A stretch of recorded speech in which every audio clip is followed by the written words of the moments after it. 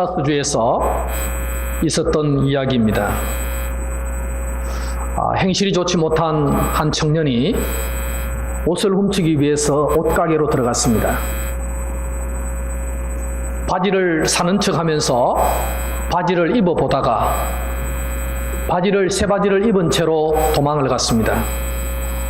주인은 도둑이야, 도둑놈 잡아라 하면서 달려갔는데 마침 주변에 있던 경찰관이 함께 달리기 시작합니다. 도둑은 새 바지를 입고 뛰어가고 주인과 경찰은 뒤쫓아가면서 도둑이야, 경찰은 거기에 서라고 경고를 했습니다. 그런데도 불구하고 이 도둑은 계속 도망을 갑니다. 그러니까 경찰이 경고를 몇 번 하다가 안 쓰면 이 총을 쏘겠다고 위협을 해도 계속 달립니다. 그래서 경찰이 총을 꺼내서 그 청년을, 도둑을 잡으려고 총을 쏘려고 하는데 주인이 말립니다. 보통 총을 쏘면 어디를 쏩니까? 도망가는 자들은 다리를 쏘게 돼 있는데 다리를 쏘지 말고 위로 쏘라고 주인이 얘기를 했다는 겁니다. 경찰은 당연히 다리를 쏘야지 도망가던 것을 멈추고 체포를 할 수가 있는데 이 주인의 마음은 다리를 쏘면은 자기 바지가 구멍이 나니까 위로 쏘라는, 위로. 사람이 죽든지 말든지 상관없이 내 바지만 지켜야 되니까 이 주인의 마음은 바지가 빵꾸나면 안 되니까 위로 쏘라고 그렇게 말을 했다는 것입니다. 여러분, 사람은 무엇을 생각하며 사는지에 대해서 그 사람의 됨됨이를 판단할 수가 있습니다. 여러분이 무엇을 생각하느냐, 그것은 여러분이 어떤 사람이 되었느냐라는 것을 판단할 수 있는 생각의 거점이 될 수가 있다는 것입니다. 어떤 사람은 이것을 추구하고 어떤 사람은 저것을 추구하며 살고 있습니다. 바로 이런 생각과 이런 삶에 바로 우리의 인생관이 있고 작은 일이지만 우리의 가치관과 세계관이 반드시 드러날 수밖에 없다는 것입니다. 요즘 살충제 계란 때문에 난리가 났습니다. 50년 전에 사라졌던 DDT가 검출되었다. 온갖 이야기들이 다 나오고 있습니다. 주부들은 뿔이 났습니다. 먹을 것이 없다 도대체. 유럽산 돼지고기, 소세지고 햄이고 도대체 먹을 것이 없다고. 식탁에 올릴 음식이 없다. 그렇게 하면서 지금 나라가 시끄러운 꼴이 났습니다.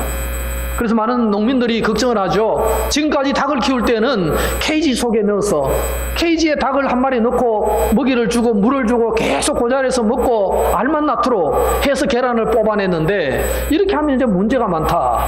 그렇게 해서 이제 좀 방목하고 좀 이렇게 이 동물 복지에 대해서 이제 신경을 쓸 때가 되었다.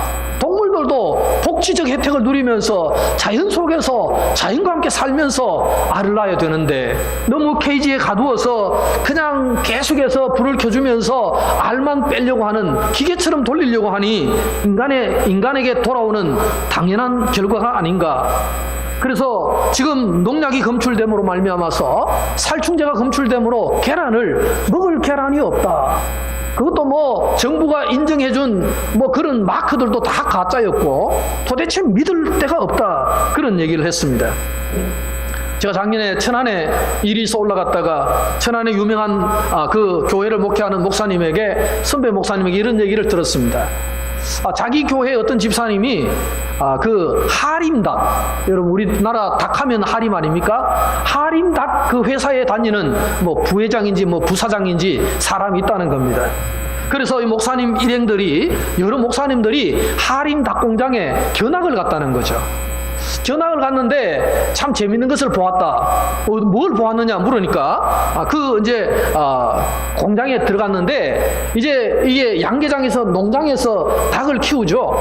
닭을 키워가지고 이제 닭을 한 케이지에다가 몇 마리씩 이제 한 트럭을 싣고 이제 닭 공장으로 들어온다는 거죠. 닭 공장에 들어오면 그 닭을 이제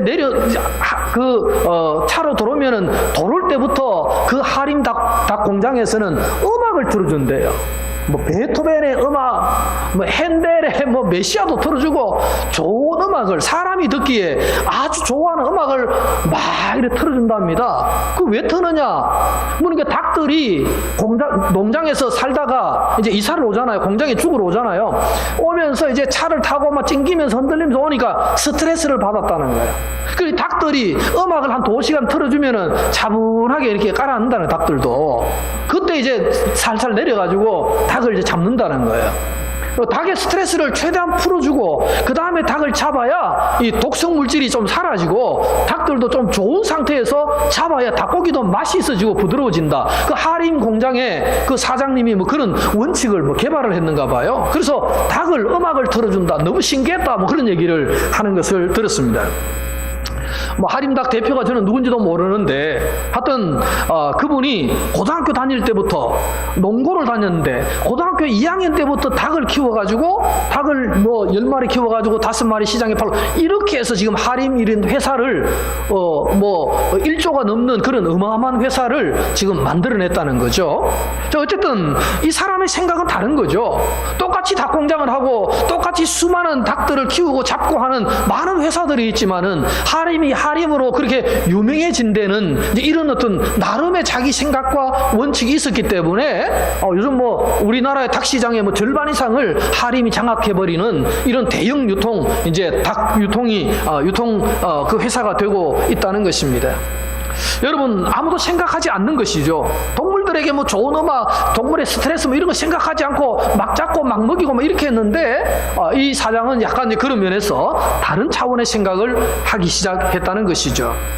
여러분 생각의 변화가 얼마나 많은 것을 변화시킬 수 있는가 하는 것을 우리는 알아볼 필요가 있습니다. 여러분 돈만 생각하는 사람은 뭐 어떤 사람입니까? 돈만 생각하면 물질주의자죠. 유물주의자죠. 뭐 어떤 사람은 쾌락만 추구합니다. 그런 사람은 향락주의자죠. 뭐 어떤 사람은 남이야 죽든지 말든지 나만 살면 된다. 이건 이기주의자죠. 어떤 사람은 지극정성으로 부모를 생각합니다. 효자죠. 그런 사람은. 자, 그러면 우리 그리스도인들은 무엇을 생각해야 되는가? 그리스도인들은 오늘 무엇을 생각하며 살아야 하는가에 대한 질문을 한다면 우리는 어떻게 말을 할 수가 있는가 하는 것입니다. 여러분 오늘 성경은 뭐라고 말합니까? 우리는 어떤 일이 있어도 하나님의 뜻을 생각해야 된다. 하나님의 사람, 참 그리스도인은 하나님의 뜻이 무엇인가를 늘 생각하는 사람이다 라고 말할 수가 있다는 것입니다. 미국의 설교자 조지 트루엣이라는 사람은 이런 말을 했습니다. 최선의 지식, 가장 중요한 지식은 무엇이냐? 하나님의 뜻을 아는 것이다. 최선의 성취는 무엇이냐? 하나님의 뜻을 행하는 것이다. 이렇게 말을 했습니다. 여러분 우리가 인생을 성공했느냐 실패했느냐 나중에 하나님 앞에 가서 판단을 받게 되죠. 하나님 우리를 판단하실 때에 어떤 기준으로 판단하실까? 뭐 기준이 성경에 여러 기준이 나오지만 저는 가장 기본적인 원칙을 오늘 성경 본문에 찾아낼 수 있습니다. 그것은 뭡니까? 네가 하나님의 뜻대로 살았느냐? 네 뜻대로 살았느냐? 하나님 아버지의 뜻대로 살았으면 성공한 인생이에요. 근데 뭐 부자로 살았든 뭐 출세해서 살았든 하나님의 뜻과 전혀 무관하게 살았다면 그건 잘못된 삶이 아닌가. 어쨌든 우리는 하나님의 뜻을 이루고자 사는 인생, 그것이 바로 그리스도인의 인생이 되어야 되지 않는가 생각해 볼 필요가 있다는 것이죠. 사도 요한이 기록한 요한복음 6장 38절에 예수님께서 이렇게 말씀하셨습니다. 내가 하늘에서 내려온 것은 내 뜻을 행하려 함이 아니요 나를 보내신 이의 뜻을 행하려 함이니라. 여러분 예수님께서 이 땅에 오셔서 살아가셨는데 뭘 위해 사셨느냐? 내 뜻을 펴기 위해서 온 게 아니라는 거죠.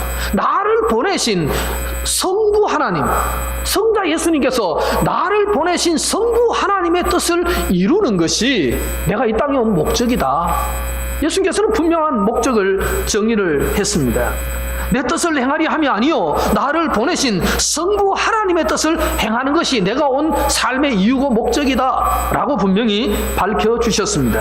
요한복음 4장 34절에서는 예수께서 이르시되 나의 양식은 나를 보내신 이의 뜻을 행하며 그의 일을 온전히 이루는 이것이니라.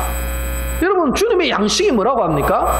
주님이 만족하고 우리가 밥을 먹으며 만족하듯이 주님이 생각하는 양식은 뭐냐? 분명히 말씀하기를 나를 나를 보내신 이의 뜻을 행하는 것, 그것이 바로 나의 양식이다. 나는 만족하는, 예수님은 만족도가 어디에 있느냐?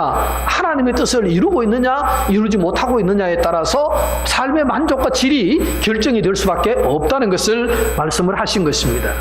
여러분, 겟세마네 동산에서 예수님께서 마지막 기도를 하실 때도 마찬가지 아닙니까? 아버지여, 나의 원대로 마옵시고 아버지의 원대로 되기를 원하나이다. 아버지의 원이 뭡니까? 다른 말로 하면은 아버지의 뜻이죠. 아버지의 뜻대로 되기를 원하나이다. 내가 십자가에 죽든 십자가에 살든 내가 어떻게 되든 상관이 없고, 어쨌든 나를 통하여 아버지의 뜻이, 아버지의 원함이 이루어지기를 원합니다. 그렇게 주님께서는 기도하셨습니다. 여러분, 주님의 일생은 전부가 하나님의 뜻을 이루시느냐 이루지 못하느냐의 문제로 결정이 될 수가 있다는 것이죠. 예수님께서 제자들이 기도를 가르쳐 주십시오. 주님, 우리에게도 기도를 가르쳐 주십시오. 저 바리새인들은 제자들에게 기도를 가르쳐 주는데 우리가 어떻게 기도하면 좋겠습니까? 그래서 주기도문을 가르쳐 주셨잖아요. 마태복음과 누가복음에 보면 주기도문을 가르쳐 주면서 예수님께서 그 주기도문의 중심 부분에 어떤 내용이 나옵니까? 아버지의 뜻이 하늘에서 이루어진 것 같이 땅에서도 이루어지게 하소서. 아버지의 뜻이, 하나님 나라에는 100% 아버지의 뜻과 의도대로 움직이는데 그것이 이 땅에서도 그래 이루어지게 하소서라고 기도해라. 제자들에게 가르치신 기도가 뭡니까? 하나님의 뜻이 이루어지도록 기도해라. 예수님께서 말씀을 하신 것입니다. 여러분, 예수님 생애를 더 살펴볼 수도 있겠죠. 다 살펴본들 예수님의 모든 삶은 어디에 초점이 있다는 거죠? 하나님의 뜻에 초점이 있다는 거죠. 어쨌든 인생을 통해서 아버지의 뜻을 이루기를 원하셨다 하는 것을 분명히 볼 수가 있습니다. 여러분, 그러면 하나님의 뜻은 무엇입니까? 오늘 말씀에 하나님의 뜻이 뭐예요? 이것이 그리스도 예수 안에서 너희를 향하신 하나님의 뜻이니라. 그 뜻이 뭐냐 이거죠. 여러분 잘 아시는 대로 세 가지가 나옵니다.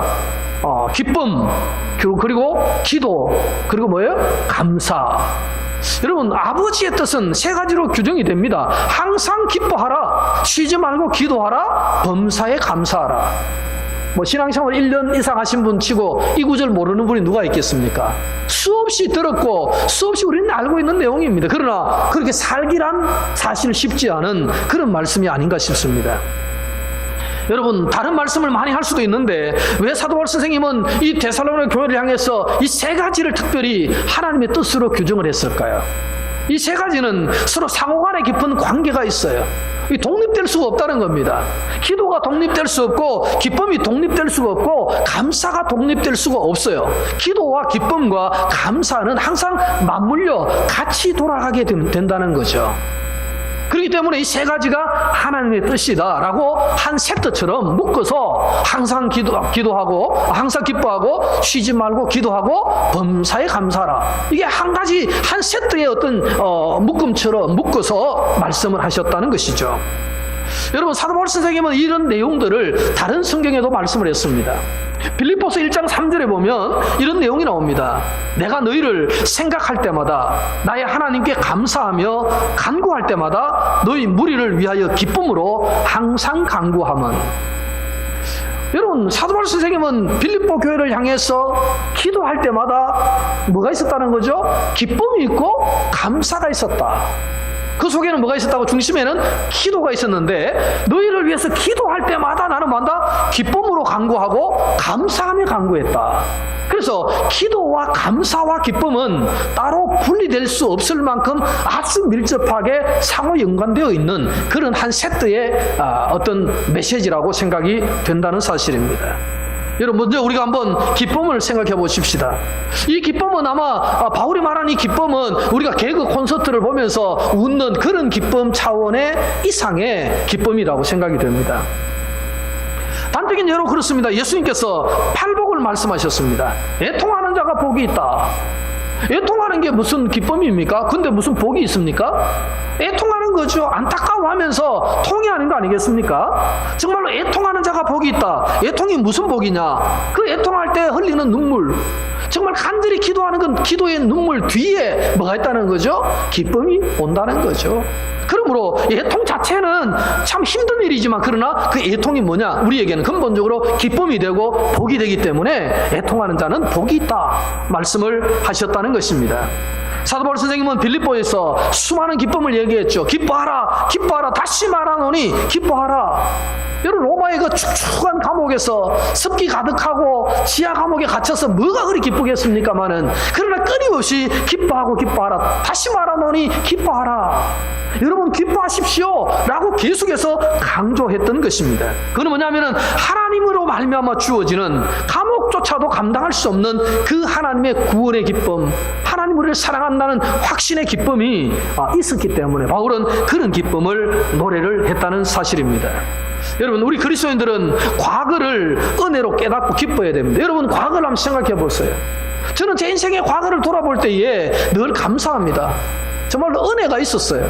하나님께서 이렇게 나를 인도하셨구나, 나 같은 인간을 하나님 이렇게 지켜주셨구나, 그렇게 생각할 때에 정말 감사한 거죠.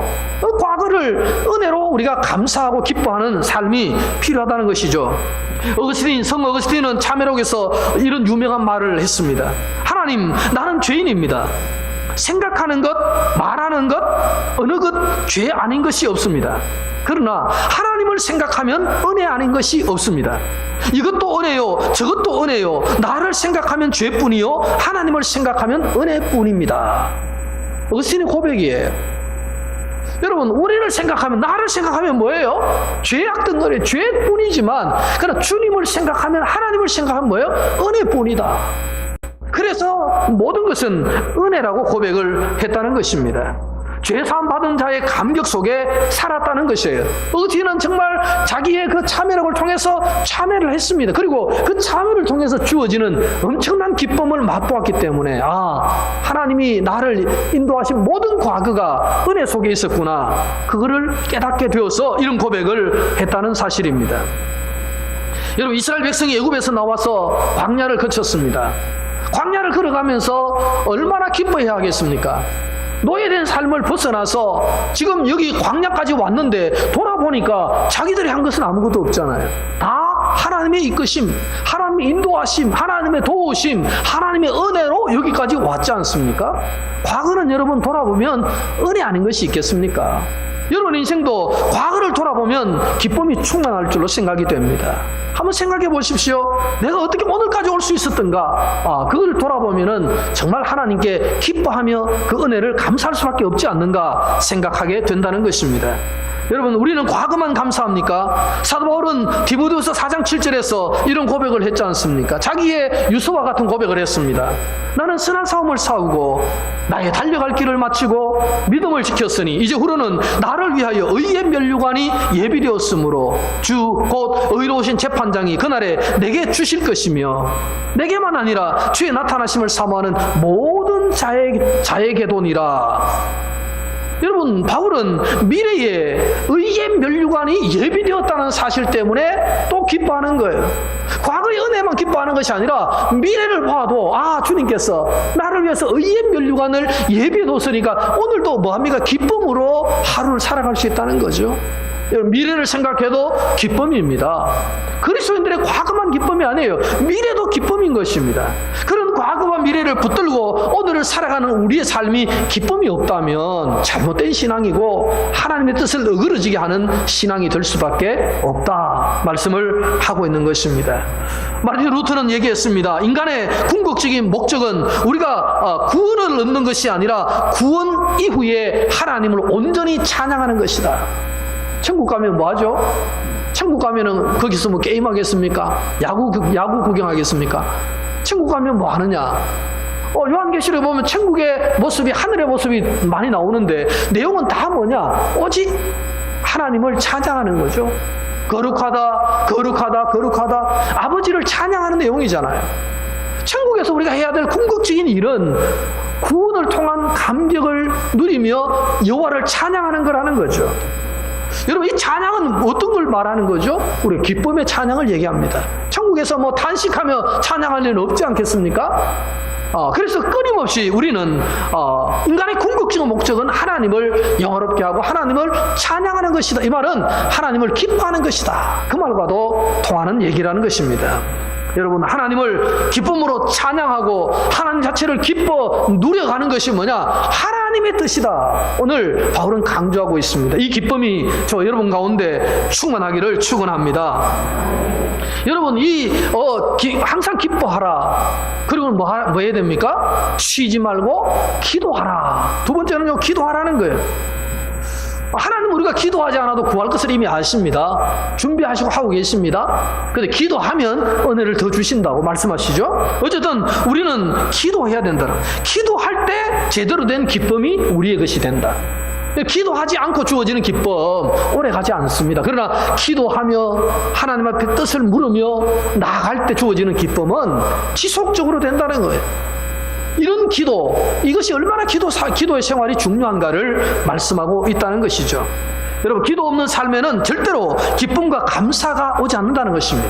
기도하지 않고 주어지는 기쁨과 감사는 어쩌면 헛것이고 우리를 속이는 것일 수도 있다는 것이죠. 그러나 깊은 기도 속에 오는 그 감사, 깊은 기도 속에 오는 그 기쁨, 이것은 누구도 빼앗을 수 없는 하나님의 자녀만이 누리는 기쁨이 될 수 있다는 사실이죠. 그래서 참 기쁨을 누리기 위해서, 참 감사를 하기 위해서는 뭘 해야 된다고요? 기도해야 된다. 어젯밤에 갑자기 시원해졌죠. 자다가 제가 창문을 조금 닫았습니다. 저희 집은 기본이 31도인데 어제 보니까 26도까지 내려갔어. 너무 좋았습니다. 가을은 어떻습니까? 세상에서는 가을은 무슨 계절이죠? 가을은 무슨 계절이죠? 대답이 여러 가지가 막 나오네요. 가을은 원래 세상에서는 독서의 계절이라고 하잖아요. 원래 독서의 계절이 아닙니다. 가을은. 원래는 가을은 여행의 계절이에요. 원래 여행의 계절입니다. 그러니까 사람들이 가을 되면 막 너무 산천이 좋으니까 단풍 구경 가고 막 너무 놀러 가니까 서점에 책이 안 팔리는 거라. 그래가지고 서점하는 사람들끼리 모여가지고 캠페인을 했어요. 그게 뭐예요? 가을은 독서의 계절이다. 이거는 서점하는 사람들이 만든 말이에요. 이게 뭐 누가 만든 말이 아니잖아, 그죠? 서점에 책이 너무 안 팔리니까 가을은 뭐예요? 독서의, 사실 독서의 계절은 언제예요? 겨울이죠. 겨울에 밤이 길지 않습니까? 해가 일찍 지고 밤이 길 때 책을 읽으면 얼마나 많이 읽을 수 있어요. 사실은 책은 언제 팔려야 돼요? 겨울에 많이 팔리는 게 사실이죠. 그런데 언젠가부터 우리 마음속에, 머릿속에는 가을 하면 가을은 독서의 계절에 책을 사야 되겠구나. 사실 가을은 뭐 해야 됩니까? 여행 다녀야 되죠. 여행을 많이 다니면서 많은 것을 보고 자연을 누리고 하나님 은혜를 찬양하고 그러면 좋지 않겠습니까? 그리고 긴 겨울에는 뭐합니까? 책을 열심히 또 읽고 이러면 참 좋은데 우리가 서점하는 사람들의 책을 팔고자 하는 의도에 우리가 말려가지고 또 교육부는 그거하고 같이 또 이렇게 해가지고 가을은 독서의 계절이다, 학생들 공부하라고 막 이렇게 몰아가잖아요. 가을은 좀 여행도 해야 되죠. 정말 좋은 여행도 하고 그렇게 살아야 됩니다. 자, 그러면 저는 생각에 이 캠페인은 좀 다 세상적인 거니까 버리고 오히려 가을은 무슨 계절이에요? 기도하는 계절이다. 가을은 정말 기도하기 좋은 계절 아니겠어요? 새벽기도 나오기 얼마나 좋습니까? 아침에 나오면 안개가 자욱하게 끼면서 공기가 선선하게 정말 잠바 하나 입고 성경 끼고 교회 오기 너무 좋은 계절. 저는 그렇게 생각해요. 그래서 온 교회가 가을은 기도하는 계절이다 이렇게 좀 캠페인을 했으면 좋겠다. 그런 생각이 듭니다. 여러분, 우리가 전 한국 교회적으로 캠페인을 못 하더라도 우리 교회만이라도 좀 가을은 뭐다? 기도하는 계절이다.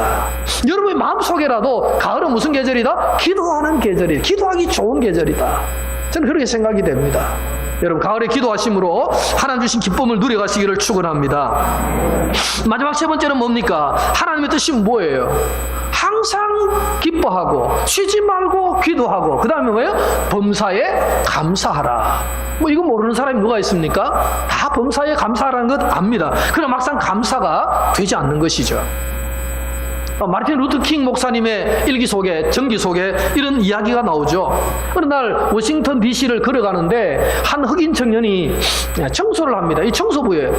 청소부인데 빗자리를 이렇게 거리를 이렇게 쓸고 있는 청소부가 그냥 이렇게 곱게 쓸지 않고 빗질을 하는데 막 바람에 날리면서 욕을 하면서 기분 나쁘게 막 빗질을 하는 거예요. 그것도 루트킹 목사님 지나가는데 이 먼지를 없애기 위해서 청소해야 되는데 막 먼지를 날리면서 청소를 하는 흑인 청년을 보고 이야기를 했습니다. 여보게 젊은이, 기질을 하면서 불평할 것이 아니라 하나님께서 창조하신 이 지구의 한 부분을 내가 청소를 하고 내가 설고 있다 그렇게 생각하면서 청소를 하면 어떻겠나. 그냥 내가 할 수 없이 돈 몇 푼 월급 받기 위해서가 아니고 하나님 만든 이 아름다운 우주 속에 이 지구 속에 내가 한 부분을 깨끗하게 내가 담당하는 사람으로서 자부심을 좀 가지면 어떻겠나. 이 청년이 미안했던지 뒤통수를 벅벅 끌고 있었습니다. 그때 목사님이 루트킹 목사님이 한마디 더 했다고 합니다.